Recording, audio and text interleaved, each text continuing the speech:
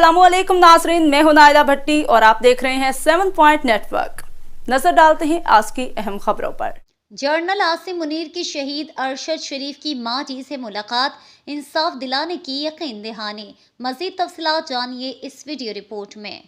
कहते हैं कि खुदा एक दर बंद करता है तो 100 दर खोल देता है। इम्पोर्टेड हुकूमत ने पाकिस्तान को तकरीबन डिफॉल्ट कर ही दिया है। इस घुटनज़दा माहौल में एक रोशनी की किरण नजर आ रही है और वो ये है कि आर्मी चीफ आसिम मुनीर पाकिस्तान की अवाम के लिए ताज़ा हवा का झोंका साबित होंगे। अगर ऐसा हुआ तो अवाम बाजवा के दिए गए जख्म भूल जाएगी। अवाम रजीम चेंजर को दिखाएगी कि वो फौज से किस कदर मोहब्बत करती है। शहीद अरशद शरीफ के कातिलों को कैफरे की डार तक पहुँचाया जाएगा। Army chief general Asim Munir की शहीद अरशद की वालिदा से मुलाकात। माँ जी, अल्लाह को गवाह बनाकर वादा करता हूँ अरशद के कातिल जेल में होंगे। अरशद शरीफ की वालिदा ने साबिक army chief general retired Qamar Javed Bajwa को FIR में नामजद करने की दरखास्त दी। माँ जी, अल्लाह को गवाह बनाकर कहता हूँ अरशद शरीफ के कातिल जेल में होंगे। आर्मी चीफ सैयद आसिम मुनीर ने अरशद शरीफ की वालिदा से वादा किया, अल्लाह करे ऐसा ही हो और अल्लाह इतनी ताकत दे जनरल आसिम मुनीर को कि वो इन गलीज लोगों को, इन गंदे लोगों को कानून के नीचे ला सके। वैसे भी तारीख गवाह है कि सैयदजादों ने कभी गलत का साथ नहीं दिया। जब शहीद अरशद शरीफ ने अपनी जिंदगी में जनरल आसिम मुनीर के बारे में हकगोई की थी तो बस बात खत्म। हमें बेफिक्र होकर जनरल साहब पर एतमाद करना चाहिए। सुप्रीम कोर्ट के हुक्म पर अरशद शरीफ के कत्ल का मुकदमा दर्ज कर लिया गया, जिसमें 3 मुल्जिमान नामजद हैं। ख्याल रहे कि सुप्रीम कोर्ट ऑफ पाकिस्तान ने अरशद शरीफ की मेडिकल रिपोर्ट गैर तसल्ली बख्श करार देते हुए आज रात तक कत्ल का मुकदमा दर्ज करने का हुक्म दिया था। जराये के मुताबिक अदालत उज़्मा की जानिब से दिए गए हुक्म के बाद अरशद शरीफ कत्ल केस की FIR इस्लामाबाद के थाना रमना में दर्ज की गई है। पुलिस के मुताबिक FIR में 3 अफराद को नामजद किया गया। जराये के मुताबिक अरशद शरीफ कत्ल केस की FIR पुलिस की मुद्दत में दर्ज की गई है। कबल अज़ीं चीफ जस्टिस पाकिस्तान की सरबराही में 5 रुकनी लार्जर बेंच ने अरशद शरीफ कत्ल केस के अज खुद नोटिस पर समाअत की। Justice Ijazul Ahsan, justice Jamal Khan Mandokhail, justice Mazahir Ali Akbar Naqvi और जस्टिस मोहम्मद अली मजहर भी बेंच का हिस्सा हैं। समाअत के सिलसिले में एडिशनल अटार्नी जनरल, सेक्रेटरी दाखिला और दीगर आला हुकाम अदालत में पेश हुए। दौरान समाअत चीफ जस्टिस ने एडिशनल अटार्नी जनरल को मुखातिब करते हुए कहा कि अटार्नी जनरल साहब, एक फैक्ट फाइंडिंग कमेटी बनी थी। अरशद शरीफ की वालिदा का खत आने के बाद सुप्रीम कोर्ट का HR सेल तहकीकात कर रहा है। चीफ जस्टिस ने इस्तफसार किया कि वजारत दाखिला ने पिछले जुम्मे को फैक्ट फाइंडिंग कमेटी की रिपोर्ट जमा करानी थी, जो कि वजारत दाखिला ने अब तक जमा नहीं कराई। क्या वजीर दाखिला को बुला लें? कहाँ है वजीर दाखिला? जस्टिस उमर अता बंदियाल ने कहा कि कहाँ है सेक्रेटरी खारजा असद मजीद साहब? तो पहले से ही काफी मकबूल है। सोशल मीडिया पर क्या क्या नहीं कहा जा रहा। सोशल मीडिया पर जो कहा जा रहा वो आप नहीं देखते। चीफ जस्टिस के इस्तफसार पर additional attorney general Aamir Rahman ने अदालत को बताया कि कल फैक्ट फाइंडिंग कमेटी की रिपोर्ट पेश कर देंगे। एडिशनल अटार्नी की यकीन दहानी पर चीफ जस्टिस ने नाराजगी का इजहार करते हुए कहा कि तहकीकात के मामलात में वक्त जाया करना सुप्रीम कोर्ट का काम नहीं, सरकार का है। अरशद शरीफ नामवर सहाफी थे, इनको क्यों कत्ल किया गया और बैरून मुल्क की क्यों? पाकिस्तान के पास वसी वसाइल हैं कि बैरून मुल्क मामलात पर तहकीकात कर सके। पाकिस्तान को बैरून मुल्क तक रसाई हासिल है। चीफ जस्टिस पाकिस्तान ने कहा कि अटार्नी जनरल साहब फैक्ट फाइंडिंग कमेटी को वापिस आए काफी अरसा हो गया है। हुकूमती कमीशन की हतमी रिपोर्ट ताहाल सुप्रीम कोर्ट को क्यों नहीं मिली? ये क्या हो रहा है? रिपोर्ट क्यों नहीं आ रही? जो मेडिकल रिपोर्ट पेश की गई वो भी गैर तसल्ली बख्श है। सीनियर डॉक्टर्स ने मेडिकल रिपोर्ट तैयार की लेकिन वो तसल्ली बख्श नहीं। हर इंसानी जान को संजीदगी से लेना होता है। सहाफियों के साथ किसी सूरत बदसलूकी बर्दाश्त नहीं की जा सकती। पाकिस्तान में सहाफी सच्चाई की आवाज है। अगर सहाफी झूठ बोले तो हुकूमत कार्रवाई करने का इख्तियार रखती है। अदालत के पूछने पर एडिशनल अटार्नी जनरल ने बताया कि जब रिपोर्ट आई वजीर दाखिला फैसलाबाद में थे। राना सनावला के देखने के बाद रिपोर्ट सुप्रीम कोर्ट को दी जाएगी। रिपोर्ट में कुछ हसास चीजें हो सकती हैं। इस पर चीफ जस्टिस ने इस्तफसार किया कि क्या वजीर दाखिला को रिपोर्ट तब्दील करनी है। चीफ जस्टिस ने सवाल किया कि पाकिस्तान में अरशद शरीफ के कत्ल का फौजदारी मुकदमा दर्ज क्यों नहीं हुआ। इस पर सेक्रेटरी दाखिला ने मौकफ अपनाया कि फैक्ट फाइंडिंग रिपोर्ट का जायजा लेकर मुकदमा दर्ज करने का फैसला होगा। जस्टिस मज़ाहिर नकवी ने कहा कि क्या मुकदमा दर्ज करने का ये कानूनी तरीका है। जस्टिस एजाजुल एहसन ने भी इस्तफसार किया कि मुकदमा दर्ज किए बगैर तहकीकात कैसे हो सकती हैं। इस पर चीफ जस्टिस का कहना था कि 5 रुकनी बेंच हालात की संगीनी की वजह से ही तश्कील दिया है। चीफ जस्टिस ने कहा कि फैक्ट फाइंडिंग कमेटी की रिपोर्ट आज ही जमा कराएं ताकि कल इस पर समाअत हो सके। 43 दिन से रिपोर्ट का इंतजार कर रहे हैं। अरशद शरीफ की वालिदा ने चीफ जस्टिस को दरखास्त में कहा है कि अप्रैल 2022 में इमरान खान के खिलाफ कौमी असम्बली में अदम एतमाद की तहरीक आने के बाद मेरे बेटे अरशद ने मिलिट्री की पॉलिटिकल इंजीनियरिंग और सियासत में मुलविस होने के खिलाफ अपना उसूली मौकफ अपनाया। इससे कबल अरशद के 15 साल से मिलिट्री से बहुत अच्छे ताल्लुकात थे और तकरीबन तमाम मिलिट्री ऑपरेशंस में वो जाकर कवरेज करते थे। लेकिन कुछ माह से इसने मिलिट्री की सियासत और सिविल कामों में बेजा मुदाखलत पर तहकीकात तहकीकाती स्टोरीज करना शुरू की और मिलिट्री के इनफरादी अफराद पर अपने प्रोग्राम और ट्वीट्स में तनकीद की जो गैर कानूनी काम कर रहे थे। इसने सबूत जमा किए और फिर मिलिट्री के ताकतवर लोग साबिक मिलिट्री चीफ जनरल बाजवा से सवालात करना शुरू किए, खास तौर पर जब इसने 31 मई को ARY पर अपना प्रोग्राम वो कौन था किया। इसके बाद इसको बेशुमार थ्रेट्स आना शुरू हो गई, मगर अरशद प्रोग्राम में अपनी राय देने से नहीं रुका। फिर अरशद पर मुख्तलिफ शहरों में FIRs होना शुरू हो गयी। इसके बाद इसने सदर पाकिस्तान को खत लिखा और तहफ्फुज और इंसाफ मांगा। फिर इसको मुस्तनद जराए से रिपोर्ट्स मिलना शुरू हो गयी कि इसको पाकिस्तान में ही मार दिया जाएगा। इसके बाद इसने पाकिस्तान छोड़ दिया। वो 10 अगस्त को पिशावर से दुबई चला गया। इसके पाकिस्तान में आखिरी दिनों में ARY को बंद किया गया और कहा गया अरशद को ऑफर करें तो बहाल किया जाएगा। फिर इसको ऑफर कर दिया गया। अरशद ने घर में और मेरे साथ भी शेयर किया था कि अगर मुझे कुछ हो जाए तो इसके जिम्मेदार जनरल बाजवा जिम्मेदार होंगे। कप्तान और मुनीस इलाही के इंटरव्यू से ये बात साबित हो गई कि असरे हाजिर के सबसे बड़े सियासतदान जनरल बाजवा हैं। इन्होंने बैक वक्त सबको खूब बेवकूफ बनाया और मन चाहे तरीके से इस्तेमाल किया। पाकिस्तान की अवाम अच्छी तरह जान गई है कि वो कौन था जिसने अरशद के कत्ल को सोने की स्मगलिंग और मंशियात डीलर्स के साथ जोड़ने की कोशिश की, जिन्होंने इसके जनाजे से पहले इसको पुलिस की गलती और अगवा से जोड़ा, जिन्होंने कौम को गुमराह किया। कौम जवाब मांग रही है क्योंकि हम कूफी नहीं है। Chief of army staff general Syed Asim Munir ने कहा है कि किसी भी गलत फहमी का नतीजा गलत मुहिम जोई का बाइस बनता है और अगर दुश्मन ने कभी जंग मुसल्लत की तो भरपूर जवाब दिया जाएगा। लाइन ऑफ कंट्रोल के रख चक्री सेक्टर में फ्रंट लाइन दस्तों से मुलाकात और LOC की ताज़ा तरीन सूरत हाल और फॉर्मेशन की ऑपरेशनल तैयारियों के बारे में ब्रीफिंग के बाद इन्होंने कहा कि हाल ही में भारतीय लीडरशिप की जानिब से गिलगित बल्तिस्तान और आजाद कश्मीर पर इंतहाई गैर जिम्मेदाराना बयान सामने आए हैं। मौजूदा army chief general Asim Munir सबसे सीनियर लेफ्टिनेंट जनरल थे। सितंबर 2018 में इन्हें 2 स्टार जनरल के ओहदे पर तरक्की दी गई थी, लेकिन 2 माह बाद चार्ज संभाला, जिसके नतीजे में लेफ्टिनेंट जनरल के तौर पर 4 साल दौर 27 नवंबर को उस वक्त खत्म हो गया। वो एक बेहतरीन अफसर हैं। लेफ्टिनेंट जनरल आसिम मुनीर मंगला में ऑफिसर्स ट्रेनिंग स्कूल प्रोग्राम के जरिए सर्विस में शामिल हुए और फ्रंटियर फोर्स रेजिमेंट में कमीशन हासिल किया। बादजा इन्हें 2017 के अवाइल में DG मिलिट्री इंटेलिजेंस मुकर्रर किया गया और अगले साल अक्टूबर में ISI का सरबरा बना दिया गया। ताहम आला इंटेलिजेंस अफसर के तौर पर इनका इस ओहदे पर क्याम मुख्तसिर मुद्दत के लिए रहा। 8 माह के अंदर इनकी जगह लेफ्टिनेंट जनरल फैज हमीद का तकर्रुर कर दिया गया था। GHQ में क्वार्टर मास्टर जनरल के तौर पर मुंतकिली से कबल इन्हें गुजरांवाला कोर कमांडर के तौर पर तैनात किया गया था, जहां वो इस ओहदे पर वो 2 साल तक फाइज रहे थे। अब जनरल आसिम मुनीर को चीफ ऑफ आर्मी स्टाफ जबकि जनरल साहिर शमशाद को चेयरमैन ज्वाइंट चीफ्स कमेटी तैनात किया गया है। दोनों जनरल सीनियर मोस्ट हैं और इनका कैरियर नहायत शानदार बताया जा रहा है। General Asim Munir DG ISI, DG military intelligence, core commander और क्वार्टर मास्टर जैसे अहम ओहदों पर काम कर चुके हैं। इस तरह जनरल साहिर शमशाद मिर्जा भी नहायत तजुर्बाकार जनरल गर्दाने जाते हैं। जनरल कमर बाजवा पर अहमद नूरानी की स्टोरी के मुताबिक 12.7 अरब रुपए करप्शन के इल्जाम सामने आए हैं। हमने army chief general Asim Munir और जनरल साहिर शमशाद मिर्जा से ये उम्मीद करते हैं कि वो आइन की हुदूद के अंदर रहकर अपना फर्ज अदा करेंगे, सियासी इंजीनियरिंग से इज्तिनाब करेंगे और अपनी पोजीशन से फायदा उठाकर करप्शन से खरपति बनने की कोशिश नहीं करेंगे। अगर वो ऐसा करने में कामयाब हो गए तो कौम अपने हीरोज को सर आंखों पर बिठाएगी और पाकिस्तान इंशाल्लाह एक सियासी तौर पर मुस्तहकम मुल्क बन जाएगा। बस आपने घबराना नहीं है, नए आर्मी चीफ का भरपूर साथ देना है। Thanks for watching. Allah Hafiz.